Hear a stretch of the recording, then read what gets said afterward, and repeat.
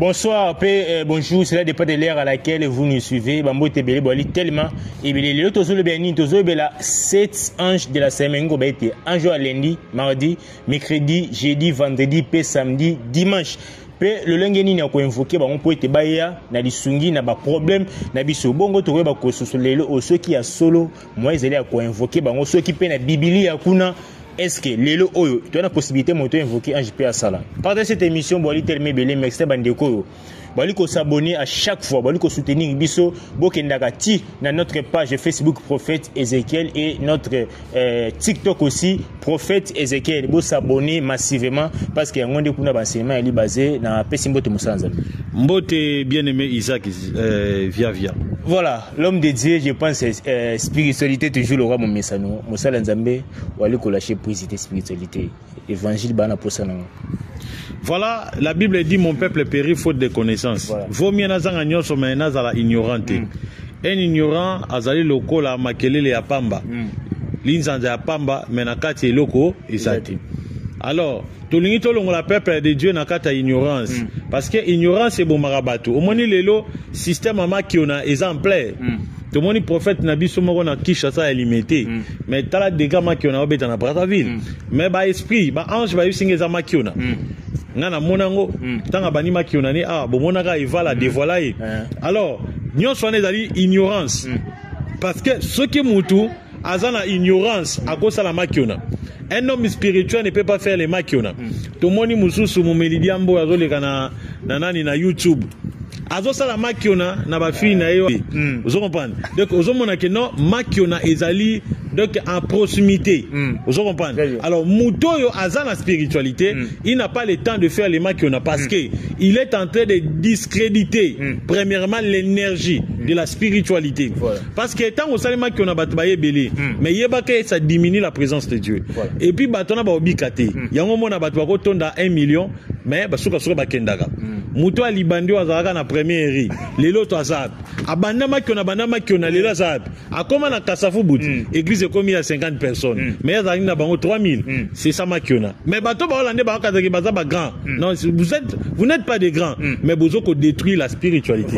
Parce que attends muta monioté, l'œil de Dieu et c'est et monio. Vaut mieux aussi manoko to kiss que ça makiona. Parce que so zimbi kiss dans la spiritualité diabolique. Que OK ça no makiona donc c'est un peu. Maman Nzambe est-ce que prophète monsieur de Beka prophète qui ça il faut il faut délivrance, il faut paix ça marambo. Et pourquoi les ma différence c'est ali ou aller ko prophétiser ou aller ko ça délivrance et puis tu es basé sur la spiritualité. Comment bango basé différent bon? D'abord, moi, je suis un prophète du ministère. Moi, je ne suis pas un prophétisable. Je suis un prophète du ministère. Le ministère, un prophète, c'est qui? Un prophète, azali lokola un aigle. Ou azo matali kolo, bisika batubako komati. Azu makamuna dimension likolo, ayeli batubase nini, bamoni. Et puis, un prophète sera le bi abomaniama.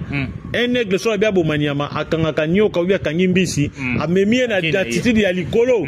Attitude oyo, même oxygène, et ko empêcher mbisi asa nini apema soki akufi na ndenga likolo ndako bomaye akiti na ya yene na se abomi et puis aigle aliaka plus musuni o ezotanga makila musuni o etanga makila ta koliate ndeti chibembe woto bengi ebembe aliaka te aliaka musuni o yemoko abomi amoni makile senye da seni ali je comprends. Alors moi je suis un prophète oyo azoko apprendre batu la spiritualité kolaksa batu makambo batu bayebite kolaksa batu makambo batu ba comprendre kate kolaksa batu makambo batu bazomo. Et en dehors de tout ça, je prophétise, je donne des orientations, je donne des temps, je donne tout. Je prophétise pour des gens. Pour na bato mo ka na problème na lobby makambo ba loba dia pour na lobby yango. Mais le soubassement ce n'est pas ça. Les soubassements ils allaient muta za solution et puis muto aye bandeni à se défendre. Parce que aujourd'hui le système est prophétisable. Bato ba comme ko soit ba prophète lokola ba nzambe. Ils allaient système il y a religion. Parce que religion ezanini, religion ezali lokola dogme endimelo. Ça veut dire nzamba na katité, bo créer système. Bino bokena ko gumba mela ba pasteur, bokena ko gumba ba prophète. Donc c'est un peu ça. Voilà, partagez cette émission, tu lis toujours aussi la spiritualité. Cet ange de la semaine et puis le ligne kanya a invoqué bango. L'homme de Dieu, cet ange de la semaine peut le ligne a invoqué bango. Si réellement pensez à ce que na Biblia, banjeli ba exista, ou soit le OPS ba j'ai existe à part biso to bika ko bimela ka mari ka kombo to bien wana est-ce que ba susu bazali nalanda prophète moko azamande floko la meme nalanda na chaîne ya lendele azamatama minene boy et ce prophète là parvient de dire que on n'a pas besoin des anges, on a besoin de Jésus-Christ lui-même. Mais à cause si c'est un menteur, vaut mieux que nazwa mutoyo abandi maternel bébé abandi maternel na considérer que na considérer tata mukolo bongo otali dégâts mande fazana yango na devia polokondo azana yango mais aux autres mutu cerveau na kateza niai na niai. Vous comprenez? Alors, surtout que nous avons une hiérarchie des anges. Conséquentez bien aimé Isaac. Tu as une hiérarchie des anges. Voilà. Je ne suis pas français, je suis congolais. Bah comprendre. Et là on va bien hiérarchie. Hiérarchie est liée au banini. Et au gouvernement. Et liée au banakata gouvernement. Tous en akatia premier ministre. D'abord président, premier ministre. Bah vice premier ministre. Bah vice premier ministre. Oh, tu bah ministre d'intérieur. Au-delà de ça, tous en a nani gouverneur, nani gouverneur. Au-delà des gouverneurs, tous en a ba bourgmestre. Vous comprenez? Surtout bateau ba sala ba loi, tout moni ba député provincial. Vous comprenez? Alors ba gouverneur, ba bourgmestre, ba chef de quartier. Vous comprenez? Nous sommes des amis, hiérarchie ya gouvernement physique. Oh, gouvernement physique et ba ko refléter. Gouvernement spirituel. Donc nous sommes tout le monde na gouvernement physique et zali antitype ya gouvernement spirituel. Voilà. Alors bateau sengani ba comprendre nini? Batou et sengani d'abord ba comprendre eloko moko. Nzambe étant qu'un grand esprit. Étant qu'un grand esprit, Nzambe nenga zaboé akoki jamais ko kitaka mbala moko bedali vide. Voilà. Donc cela veut dire que Nzamba kiti aye pona ko intervenir pona mutumo songolo pakala avani na malueka. Non. Dieu a tout un gouvernement. Cela veut dire que quand un enfant de Dieu se retrouve dans les problèmes, d'abord les anges territoriaux et Sengeli va s'occuper de la sécurité à Mutuana. Pourquoi? Parce que Mutuana a invoqué comme Yesu. Vous comprenez? Très bien. Au-delà des anges territoriaux, Mutuana d'abord premièrement, le Kolazana Yesu a obligé à avoir un ange protecteur. Saint-Esprit. Au-delà des anges protecteurs, il y a un ange de la naissance, ange gardien. Vous comprenez? Alors, au-delà de tout ça, le Saint-Esprit, lui-même, étant que le sceau de Dieu. Cela veut dire que Mutuana, ça a un problème. Ça veut dire qu'il peut parler, ou bien une attaque spirituelle. Avant Koutou, Nzamba Klongola trône, Atika trône vide, Ndé Batuba Pansaka. Ba anjo bazali tout autour selon hiérarchie ya Nzambe, ba ko intervenir premièrement. Je donne un exemple. Nzela et Boukani na Matadi Kibala. Alors, président de la République a longwe na Kita Bokonzi, aye ko soma mabanga, aye ko bambanzela. Non. D'abord, ba obenga nani? Bougumestre ya commune wana. Bougumestre ya commune wana akobenga nani? Bougumestre ya commune akobenga ba Bougumestre oyo babenga ba municipal. Na kata ba municipal oyo babenga ba adjoint bougumestre. En dehors na bango tozali na banani? Tozali na bato babenga ba chef du quartier. Bakolandela. Alors bakoza ba information nyonso bakuma nango e pa président ya mboka te. Bakomemango e pa ya gouverneur. Gouverneur akozwa yango akopesa yango e pa ya ministre. Premier ministre. Premier ministre bakosa en coalition na ministre intérieur o azota la ville. Vous comprenez? Premier ministre be e pa na ye na tour na ye akopesa mbala moko makambo e pa ya président. Président akoloba bon bokende bobimisa autant. Ba obimisa autant à le premier ministre a uzwa makambo amemi yango e pa ya ministre ya finance. Ministre ya finance a okene pa ya ministre ya économie. Vous comprenez? Batali combien va bimisa. Alors ba bimisi paquet en mbongo. Mbongo wana tango koya e koya mbala moko e pa go maître te. Ou bien il y a pas ingénieur te. Mbongo wana bako luka société moko sérieux. Société na sérieux bako proposer bango mbongo. Mais mbongo wana e ko longwa e pa ya ministre wana. O ba bengi ministre ya nani? Bako pesa yango na nani? Bako pesa yango na kata bougumestre plutôt nani? Gouverneur de la ville. Gouverneur de la ville ko yena ko futa banani? Société. Mais à ko travailler en coalition na nani? Na bougumestre. Vous comprenez?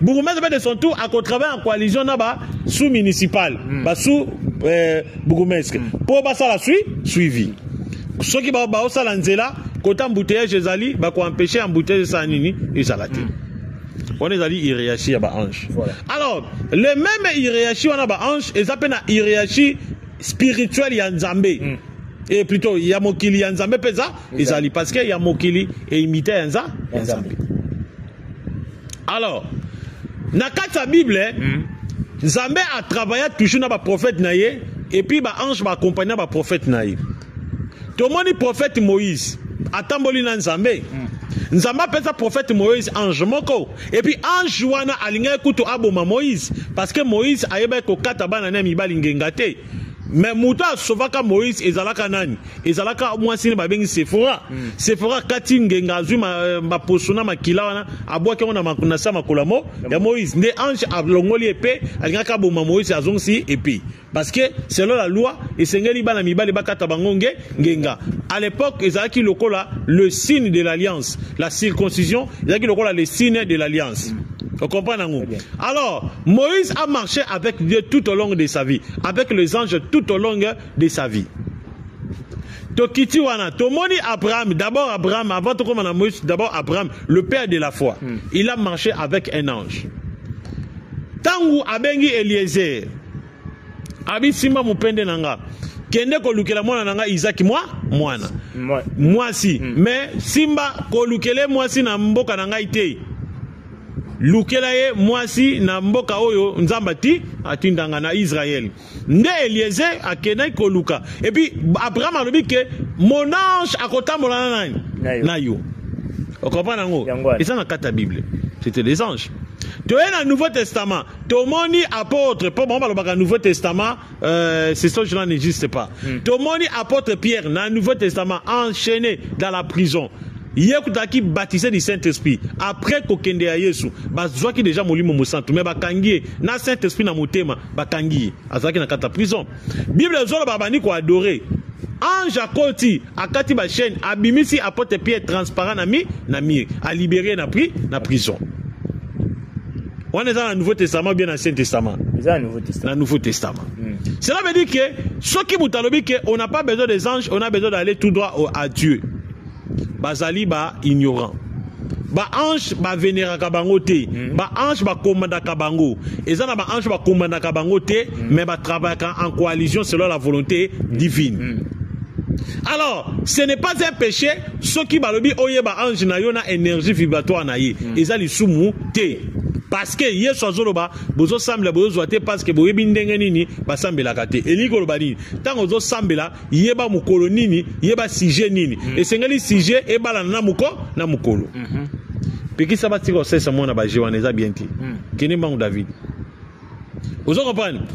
Yeba mukolo nini mukolo zo bondela yeba prière ozo sala yeba na sujet ozo sala. Parce que sengeli prière sujet na yo na ange ozo gérer mukolo et sans concorder. Ozo bondela par exemple pour na makambo etali bolingo.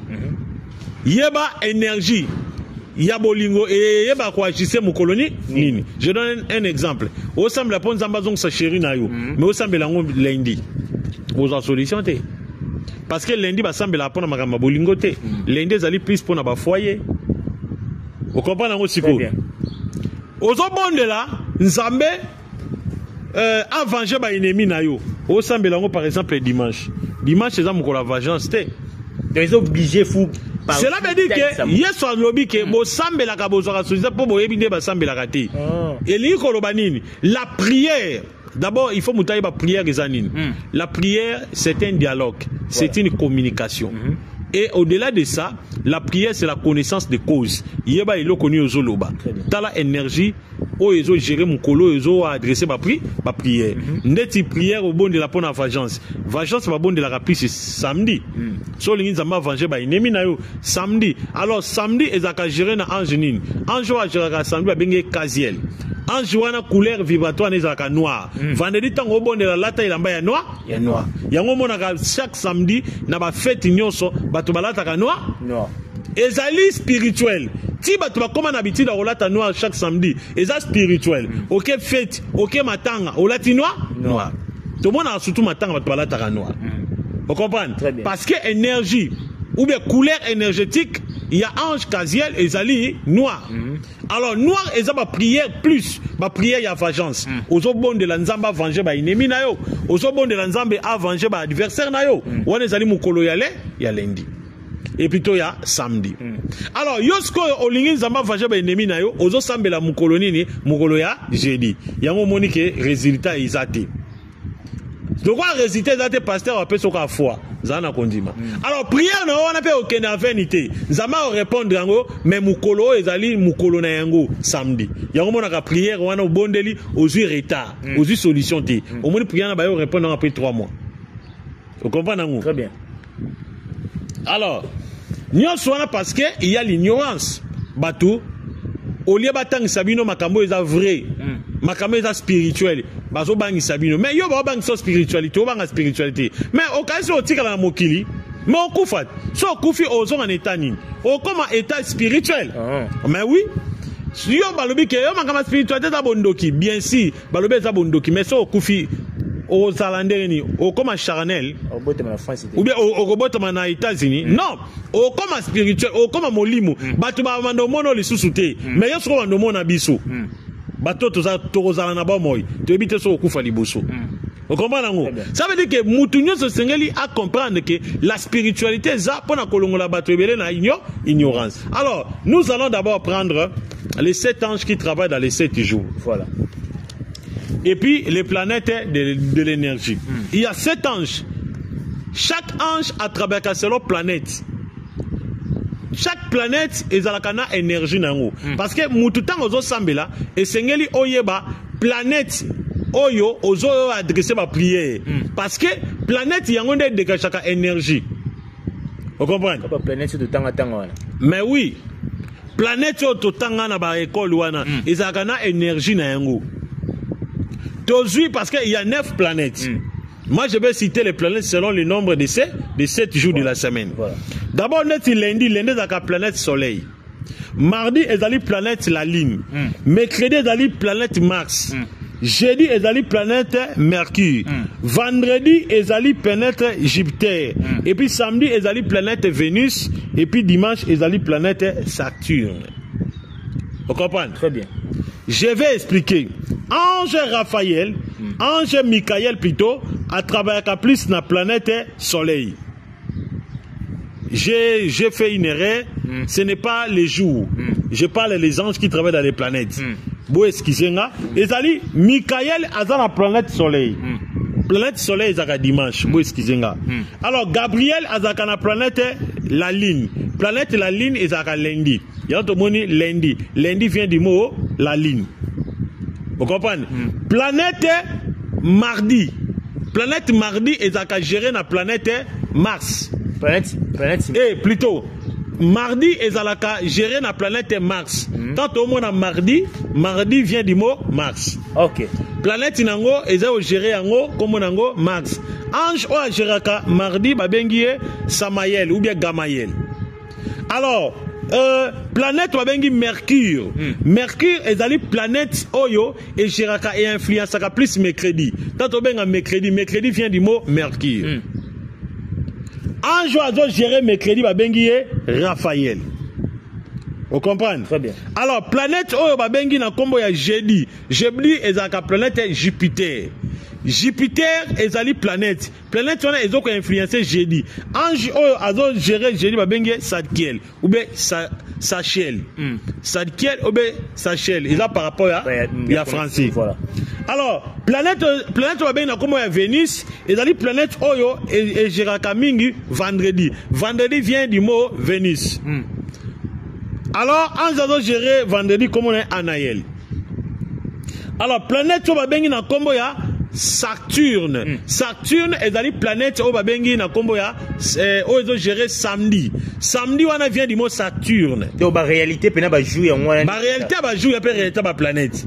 Alors ange ozo gérer samedi babengi na kombo ya Kaziel. Kaziel ou bien Sadkiel. Vous comprenez? Wana zali le 7 planètes oyo influençaka les 7 jours de la semaine. Dès la tangi lundi, ils allaient la ligne. mardi Mars, mercredi Mercure, jeudi Jupiter, vendredi Vénus, samedi Saturne, dimanche Soleil. Alors, on a dit les 7 planètes. Alors dans les 7 planètes, il y a aussi les 7 anges qui travaillent. Dimanche ezalaka, ange oyo a travaillé plus dimanche parce que bazaka misatu. Michael azana 4, ange P Raphaël azana 4, na ange Poriel P azana 4. Bango bazaka misatu. Oh ba travail. Alors muta donc gérer nyonso, ba bengi ange donc gérer soleil, o bengi na kombo ya Michael. Misatu bon dimanche ba travail. Michael aza ange P yako ya komba. Alors tangu siko yozo sambela et sengeli koyeba que prière na yo sujet plutôt. Le grand problème est dans sujet. Sujet o yozo sambela ezali ko conforme par rapport ya énergie ou bien ya planète. Moudoussa Koloba, mais prophète, bon, ceux qui n'ont pas urgence, ne faut qu'à la kaka nzamba sala. Non. Ceux qui ont urgence, prie Dieu, mais ne commande pas Dieu. Voilà. Tu pries, Seigneur, fais-moi grâce, j'ai tel problème, aidez-moi dans la solution. Fais-moi grâce. Tu pries, mais tu sais très bien que tu pries selon l'ignorance. Tu implores le sang de Jésus. Nzamba kota la énergie oyo ezo travailler na mukolo yo, il fallait pas prière na yo. Dieu est souverain, il peut récupérer cette énergie pour na quoi répondre na prière na yo. Vous comprenez? Très bien. Alors, siko soki olingo ça la prière invocatoire. Prière invocatoire, ils allaient prier oyo et respecter toujours les lois de la nature, parce que la spiritualité et la nature marchent ensemble. Tu ne peux jamais prière invocatoire sans respecter la loi de la nature. Parce qu'il y a 3 sortes de prières. Il y a la prière invocatoire, la prière de supplication et la prière imprécatoire. Voilà. Prière invocatoire, il y a prière oyo, basala kayango, il s'engage à respecter la loi, il y a nature et puis la énergie à la planète. Ozo sambela. Donc, si on a bon de la pona makambo et tali bolingo, et c'est un bon de la vendredi. Parce que ange bolingo anaël planète nango ezali planète babengi na kombo ya Vénus. Vénus est la planète ya bolingo. On a commandé tout ça. Donc ça veut dire qu'il y a des codes que je peux parler ici, des codes, je ne sais pas si ça fait combien de minutes. Il y a des codes ici, je peux énumérer. Il y a un azol sana bandeko église d'Angeza na commune à Mongafula, avenue Banzambo, ma numéro 4, arrêt chambre froide. Boya tokuta na bino, boye kola makambo ya nzambe. Makambo ya oyo balungola na Bible. Alors, sikoyo tango zo sambela, tango zo bondela, prière invocatoire, au cause résultat sur le champ parce que tu respectes les lois de la nature. Alors, prière de supplication, mouta sambelaka, azwaka résultat après 3 mois parce que c'est une prière qui se fait par l'ignorance. Donc, ozo sambela, mais ozo yeba ba énergie. Il y a jour et puis ozo yeba ba influence, il y a ba planète te. Yango mona kato ba yanzambe umilaka. En réalité umilaka te. Tous les sorciers connaissent ça. Mais Mayele Wanande Diaba Yibaki on a lola, a quitté à bombe à Pessi Badept. Alors, Bisso Pezara qui a Bisso, mais dans l'an 325, tant au premier papa sa apparition na ende ba yibaka ba vérité au basanini ba bomba yango.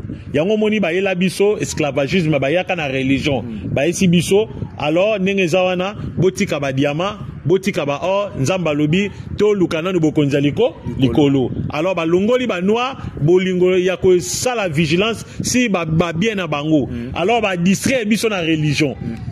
Vous comprenez? Wana ezaba to ba yaka na évangile batalibuso. Ba distraire Bisso. C'est par là que to yeba ki ko boa kisa ko yeba ko surveiller ba bien na Bisso to bané ko tala plus la religion. Ezala ki un évangile colonial. Ba ki ko coloniser Afrique. Na évangile ba côté qui Christ mabe ba présenter ki biso Jésus mabe yango moni ba secret belé à spiritualité ba formule belé ba bomba ka yango yango mona pe ba ko détruire Bible balongola ba secret belé batikela biso 66 chapitres yango mona kata livre so tangi di Genèse à l'Apocalypse en aucun endroit ba pesio formule ndeni oko changer maye ko magie ezate ndeni oko bonde la peau maladie ekende ezate batikela so verset côté soloba imposer les mains et vous serez guéris et sili ti soki to sala ba miracle lelo ezali parce que nzamba lingi ba africain. Vous comprenez? Bango moko ba garda ba secret ba formule nyonso ezara na kati na bango. C'est l'église catholique et puis na bato yo ba. Yango moni église catholique c'est les plus grande église plus que toutes les églises du monde. Bango bazana tina kuta sa publicité pour bato baya. Ba yebi déjà ba secret ni toko ko appliquer formule ni toko sala pour bandimi ba ya bango moko sans que to sala publicité. Au monde yango yango mona baleka biso ka nebeli. Pe baleka biso na spiritualité. Voilà. Mutako sauter. Catholique au Monaco parce que bayaka mayele ya mabe ba belge wana ba babe wana bayaka na mayele ya mabe. Alors qu'est-ce que maintenant tu peux faire pour nako ça la prière invocatoire d'abord et là on y ça pour ça la prière invocatoire pour obéir la nzambe à répondre à yo. Voilà. Parce que j'ai dit que prière invocatoire yeba ange azo gérer yeba énergie yeba couleur yeba na planète. La première des choses, moi, tout ce que j'ai dit, c'est dans mon livre plutôt. Moutou azan la posa na yango, na ote ka livre $500. Wano bengi biso na plus 243 97 76 24 454. Oye na $500 na tekelio. Voilà.